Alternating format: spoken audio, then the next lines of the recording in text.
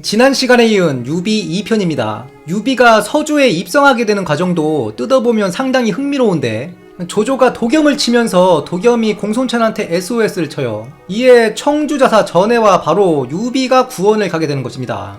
당시 원소와 조조는 원술, 공손찬, 도겸의 공동의 적이었어요. 공손찬 입장에서는 원술과 도겸이 무너지면 본인도 불리하죠. 나중에 결국 원술이 버티지 못하고 패망하면서 공손찬도 같이 골로 가는 거거든요. 암튼 이때 전해가 유비를 서주에 두고 청주로 복귀하는 것입니다. 왜 전해가 거물인 유비를 서주에 두고 갔느냐? 궁금해하시는 분들이 많죠. 간단합니다. 당시 유비는 거물이 아니었기 때문이에요. 그 당시 유비는 청주자사 전해의 지위를 받고 있었습니다. 그리고 이건 동시에 도겸의 정치적 수익이기도 했죠. 도겸이 유비한테 단양병 4천을 내려줘요. 그리고 예주자사로 봉해주면서 소패에 주둔시키는 거거든요. 이걸 추측해보자면 도겸이 아마 공손찬한테 요청을 했을 거예요.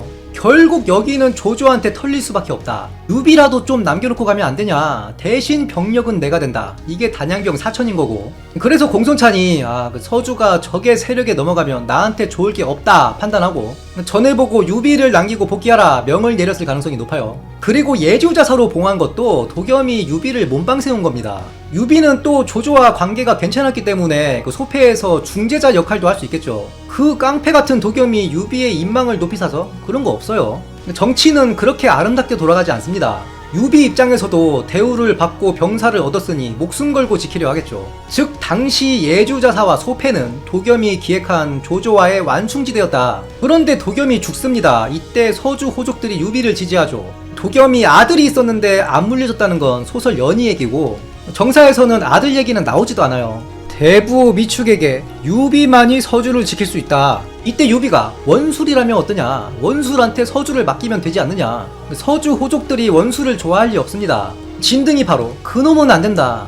거기에 공룡이 야 줄 때 먹어라 한마디 보태니 유비가 서주목의 인수를 받는 거예요. 이걸 정치적으로 보자면 도겸이 조승 사건 때문에 어그로를 너무 끌었어요. 도겸의 아들이 있었어도 호족들에 의해서 지지받지 못했을 가능성이 높습니다. 그 아들이 대를 이으면 또 조조의 타겟이 될 가능성이 높은 거죠. 그런데 한말영웅기에 따르면 유비는 이미 조조와 구면에 생사를 함께한 이력도 있고, 호족들 입장에서는 지들 땅 지키는 데에는 유비가 적격이었던 것입니다. 실제로 유비는 서주를 이어받고 기존의 세력 구도를 재편합니다. 사실 도겸이 원술과 불편한 관계였죠. 원술이 서주백을 자칭하면서 서주를 넘보기도 했고, 서주 땅에 있는 노숙한테 주유를 보내서 삥을 뜯어오기도 하는가 하면 그 노숙을 합의 소속의 동성연장으로 임명하기도 합니다. 공동의 친구인 공손찬이 있고 공동의적인 조조가 있었으니 도겸은 원술하고 직접적인 대립을 하진 않았어요. 그런데 유비는 갑자기 동진합니다. 사실상 원술을 치겠다는 건데 진군이 그러면 원술하고 싸우려 하는 거 아니냐, 빈집당한다 말리죠. 결국 원술과 트러블이 발생하고 원술이 유비와 한판 붙으려 하는 겁니다. 이건 사실상 유비가 공손찬의 통수를 친 거예요. 절대 공손찬이 바라는 방향이 아니었습니다. 전술했듯이 원술과 공손찬은 사실상 운명 공동체였거든요. 공손찬 편에서 언급했지만 공손찬이 역편에 짱 박힌 것도 원술이 약진할 때만 기다렸던 겁니다. 그때 후방에서 치고 나가려고. 자, 그러면 유비는 왜 원술을 치려 했느냐? 서주의 치소인 팽성은 사실 과거 초나라의 근거지면서 상당히 부유한 지역에 속했던 곳입니다. 그런데 조조가 박살을 내놨어요. 그래서 합의가 서주의 중심이 된 건데 그 합의는 치소로서는 부적격입니다. 여포가 어떻게 망했습니까? 수계에 망했어요. 물을 끌어와서 성을 물로 채울 수 있다는 건 주 치소로서 부적합이라는 뜻입니다. 뭐니뭐니 해도 가장 문제는 머니였죠. 서주대학살 이후로 돈이 안 고치니까. 유비는 그걸 알았던 거예요. 내가 여기서는 버틸 수가 없다.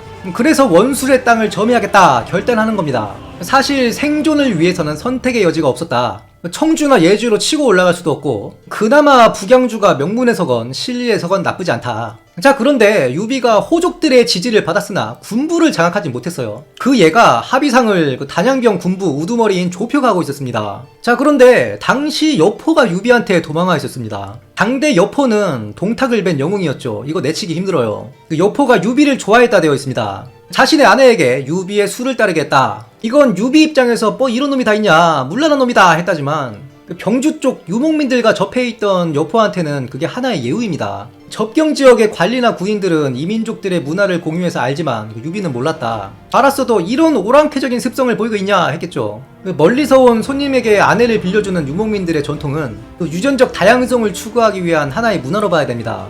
유목민들이 인구 밀도가 낮기 때문에 그런 선택이 받아들여진 것으로 보여요. 지금 현대사회에서는 가끔 뉴스 나오죠. 키워보니 내 핏줄이 아니었다. 당시 유목민족들에게는 이런 게 문제가 되지 않습니다. 태무친 같은 경우에도 사실상 주치가 태무친의 친자가 아니에요. 오히려 아내를 납치한 원수의 아들입니다. 그럼에도 장자 대우를 하고, 장자는 가장 먼 곳을 점령한다는 몽골 법도에 따라서 주치가 저기 유럽까지 가는 거예요. 그래서 주치의 지위를 서양에서는 친자도 양자도 아닌 법적 친자로 규정하기도 하거든요. 암튼 유비가 원수를 치러 갈 때 소패에 여포가 있었습니다. 이에 진군이 간언을 하죠. 여포가 빈집할 겁니다. 가지 마십시오. 이걸 유비가 듣지 않아요. 참모 말이라면 고지 듣는 연희의 유비랑 사뭇 다르죠. 유비는 생애 거의 모든 중요한 의사결정을 본인이 직접 판단해서 합니다. 다만 유비가 이때 장치를 하나 마련해놓고 가는데 그게 장비예요. 장비가 조표를 술을 먹고 팼다고 하는 건 연희의 허구이고, 실제로는 장비가 갑자기 태수의 관소를 기습합니다. 이건 조표가 다른 마음을 먹었다는 거고, 그걸 장비가 첩보를 입수했다는 겁니다. 자, 여기서부터 치열한 정치적 행위들이 보이는데, 일단 조표가 이끄는 군부, 즉 단양병들 입장에서는 유비로는 조조를 못 막는다. 동탁을 벤 영웅 여포 정도는 돼야 된다. 실제로 여포는 조조를 거의 괴멸 직전까지 몰아세우지 않았느냐 보는 거죠. 자, 그리고 원술과 여포가 또 커넥션이 있습니다. 영웅기 기록인데 그 원술이 여포와 내통했다. 유비와 대치 중인 원술이 여포에게 군량 20만 곡을 담보로 합의를 치게 했다는 겁니다. 이걸 좀 종합해보자면 여포와 원술이 이런 교감이 사전에 있었고, 그걸 진군이 의심했기 때문에 유비를 말린 것입니다. 그리고 단양병과 여포도 커넥션이 이미 있었다 봐야 돼요. 장비가 조표의 관소를 습격했을 때 이 단양병 무리가 이때다 싶어서 쫄래쫄래 여포한테 달려가거든요. 지금 들어가시면 됩니다 하면서. 이런 모의를 장비가 사전에 알았다. 그래서 조표한테 선빵을 때렸다. 그런데 여포까지 합류하니 장비의 군세로 중과부적이라 패했다. 이때 원술과 대립하던 유비는 오갈 데가 없어집니다. 급하게 돌아와서 패잔병을 수습한 다음에 다시 어쩔 수 없이 광릉에서 원술과 대치하는데 기근이 들어 병사들이 서로 잡아먹었다. 이 꼴을 보다 못해 미축이 사제를 털어 유비를 지원했다. 다만 정치적 조건은 붙였죠. 내 누이를 아내로 맞이해달라. 그래서 미축이 끝까지 대우받고 미방의 배신에 또 연좌되지 않았던 거예요. 이런 걸 보면 유비는 기록대로 의협심이 있었다. 어려웠을 때 도와준 사람을 마지막까지 내치지 않은 거죠. 결국 유비는 여포와 협상을 합니다. 여포의 부하들이 유비는 자꾸 말을 바꾸는 놈이니까 죽여야 된다. 그런데 여포가 유비를 좋아했다 했죠. 소패에 주둔하게 합니다. 그리고 당연히 이건 정치적인 이유도 있어요. 유비가 미축의 도움으로 병력을 유지하고 있었고, 여포도 원수를 완전 신뢰하고 있지는 않았으며 조조라는 적도 있었기 때문에 서로 싸우기보단 유비를 소패에 주둔시키는 게 나은 선택이긴 했습니다. 원술이 바로 유비를 치죠. 기령의 3만군이 소패에 쳐들어갑니다. 이때 원문사극 일화가 나오는 건데 후한서 기록입니다. 여포가 끼어들어서 갑자기 평화주의자 행세를 하죠. 나는 원래 싸움을 안 좋아하는 사람이다. 내가 저기 극을 세워놓고 활을 쏴서 맞추면 둘이 싸우지 마라. 설마 저걸 맞추겠냐 하고 동의를 하는데, 포 즉 일발 정중극지, 포가 즉시 한 발을 쏘자 서있는 극의 정중앙을 맞췄다. 그리고 술 먹고 헤어졌다 되어 있습니다. 여포는 원술과의 혼인동맹, 이것도 결과적으로 잘 되진 않지만 일단은 그 시점에서 원술과 유비를 끼고 하나의 세력을 형성하는 데는 성공해요. 그런데 유비 관리를 잘 못합니다. 유비가 진짜 관리가 안 되는 사람이에요. 유비의 세력이 상당히 커지게 됩니다. 군세 10,000명을 모았다. 기록에는 없지만 미축이 기존 지원한 물자에 추가로 2차 금융 지원을 했을 가능성이 높아요. 그런 와중에 여포가 한해로 말을 사러 부하들을 보냈다가 유비군한테 약탈당하는 사건이 발생합니다. 여포의 주력이 기병되었기 때문에 말도 계속 사야 되거든요. 그런데 조조가 서주를 망쳐놓고 당시 서주의 살림이 상당히 쪼들렸어요. 여포가 불필요하게 장패랑 싸운 것도 돈 때문에 싸운 겁니다. 암튼 이때 여포가 유비 많이 컸다 생각했겠죠. 바로 유비를 칩니다. 이에 조조가 하우돈을 보내 유비를 구원하는데 하우돈이 고순한테 패해버리죠. 하우돈이 애꾸가 되고 유비는 처자식을 버리고 조조한테 도망갔다. 참고로 이때 조조가 왜 유비를 하우돈을 보내 지원해줬냐? 물론 서준의 분쟁 개입이라는 정치적인 목적도 있었고, 조조와 유비의 사이가 괜찮았기 때문에 유비가 조조의 골칫거리 하나를 제거해준 일이 있었어요. 헌재의 몽진을 도왔다가 도적 출신임에도 거기 장군에 오른 양봉 있죠. 이 양봉이 정치 감각은 없었던 게 그 헌재를 옹립했으면 그 신변을 확보했어야 되죠. 그런데 한섬을 남기고 본인은 요충지를 지키러 나가버려요. 거기 장군이라 하면 황제의 중군으로 모반을 토벌하는 직이 그 근원인데 낙양을 떠나서는 안 됐죠. 그 컨셉에 너무 심취한 게 아닌가. 누군가 요충지는 지켜야 되는데 한섬을 보내기엔 또 자기 병권을 맡기기 좀 그랬을 겁니다. 이때 조조가 헌재의 신변을 탈취해버립니다. 당시 양봉과 조조의 사이가 괜찮았거든요. 조조가 양봉을 안심시켜놓고 헌재를 허연으로 빼돌려버리는 겁니다. 그래서 이 양봉이 조조를 치는데 조조한테 패하고 영천 일대를 약탈한 다음에 양주 땅으로 내려가거든요. 이때 여포가 원술과의 혼사를 어깃장을 놔요. 그래서 원술이 양봉과 손을 잡고 여포를 치는 겁니다. 그런데 여포가 양봉을 살살 꼬셔요. 야, 너 약탈 좋아하지? 원술군 쟤네 물자 좀 있던데 그거 뺏으면 너 나눠줄게. 나를 믿어라. 나는 동탁을 벤 영웅이다. 양봉이 이에 여포한테 붙어버려요. 그리고 원술군의 통수를 쳐서 대승합니다. 이어 수춘 일대도 약탈했다고 되어 있는데 여포는 약속대로 물자를 준 걸로 보여요. 그런데 양봉이 자신의 군을 먹여 살리는 데에는 부족했다. 그래서 양봉은 새로운 약탈지를 찾아 모험을 떠나려 합니다. 역시 백파적 출신 도적답죠. 그런데 여포가 놔주질 않아요.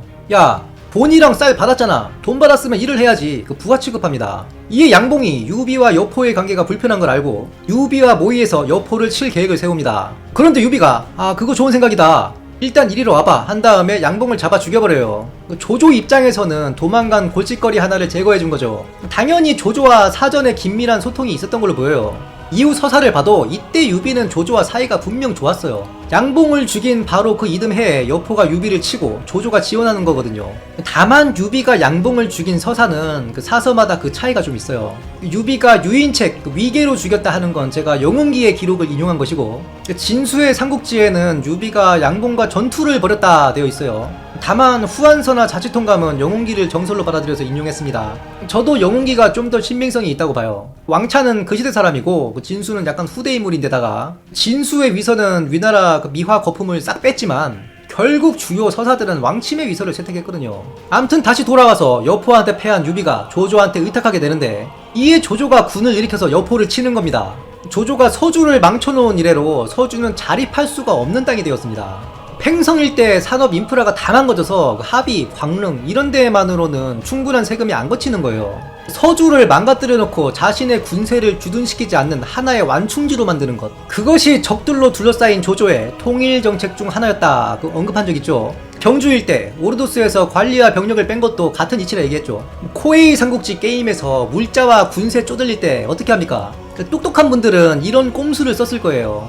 접경지 하나를 탈취한 다음에 약탈해서 민심을 빨갛게 만들어 놓고 다시 병력 싹 빼서 공백지로 해놨다가 컴퓨터가 그 땅을 또 먹으면 컴퓨터가 또 내정 엄청 돌리죠. 그럼 또 쳐들어갔다가 공백지 만들고 그런 전략이라 보시면 돼요. 여포는 합의까지 파죽지세로 밀립니다. 이에 여포가 투항을 했으나 진궁이 안된다. 그래서 결국 싸우기로 하는데 진궁이 계책을 내죠. 여포는 기병대로 성을 나가고 진궁은 성을 지키면서 한쪽이 공격당할 때 샌드위치로 다구를 깐다. 전략상 상당히 좋은 계책이긴 한데 여포와 진궁 사이에 정치적인 문제가 있었습니다. 항맹이 모반을 일으켰을 때 진궁이 가담했어요. 이걸 고순이 토벌하는데 모반 진압 후에 조성이 다 불어버리죠. 이거 판 진궁이 짠 거다. 진궁이 원술과 모의했다. 나한테도 제안이 들어왔지만 나는 당연히 거절했다. 이때 진궁의 얼굴이 확 어두워지는 거죠. 그런데 여포는 조성한테 그대가 거나요 한마디 하고 이 사건을 덮거든요. 그 이유는 진궁이 그 여포의 단순한 부하가 아니라 연주 빈집대 살아남은 그 장막 패잔병들의 대장이어서 그렇습니다. 진궁을 처형하면 그 밑에 딸린 애들 통제가 안 됐기 때문이에요. 이렇게 진궁이 여포를 배반한 적이 있기 때문에 그 성을 진궁한테 맡기는 게 어렵죠. 거기다가 여포의 처가 진궁과 고순이 사이가 안 좋다.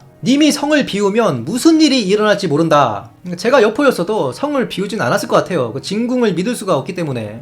다만 진궁은 배신은 안 했을 거예요. 조조를 이상하리 맞지 싫어했거든요. 여포를 제거하고 원술한테 서주를 넘기려 한 것도 여포로는 조조한테 안 되겠다 판단이 섰기 때문일 것입니다. 합의성은 쉽게 무너지지 않았습니다. 조조가 철군을 고려할 때 수뉴와 곽가가 수계를 하자. 사수와 기수의 물을 끌어 하위성으로 보내버렸다. 수계를 쓴 건데 이게 문제가 뭐냐면 성에 물이 들어가면 일단 군량부터가 썩습니다. 물은 순식간에 들이치기 때문에 사전에 이 계책을 알지 못하면 그 많은 군량을 고지로 옮기는 작업도 어려울 것이며 옮겼다 해도 습기 문제가 있어요. 다 곰팡이 핍니다.